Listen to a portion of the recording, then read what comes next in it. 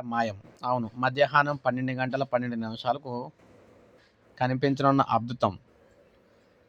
ఎండలో వెళుతుంటే నీడ మనల్ని వెంటాడుతూ ఉండటం సహజం. అయితే ఈరోజు మధ్యాహ్నం మాత్రం కొద్దిసేపటి వరకు అది కనిపించదు.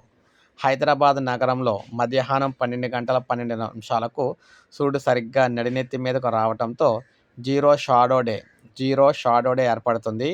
భూమి తన చుట్టూ తాను తిరుగుతూ సూర్యుని చుట్టూ తిరిగే క్రమంలో సూర్యకిరణాలు భూమధ్య రేఖకు ఉత్తర దక్షిణ దిశల్లో కర్కటక రేఖ నుంచి మకర రేఖ మధ్య నిలువుగా పడతాయని planetary society of India director Shri Raghunandan అయితే తెలిపారు.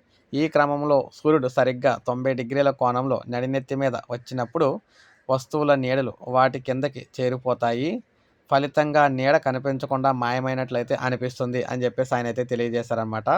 అందువల్ల అందరూ కూడా ట్రై చేసుకోండి. మధ్యాహ్నం 12 గంటల 12 నిమిషాలకు ఈరోజు తెలంగాణలో వారి నీడ వారికైతే కనబడదనమాట.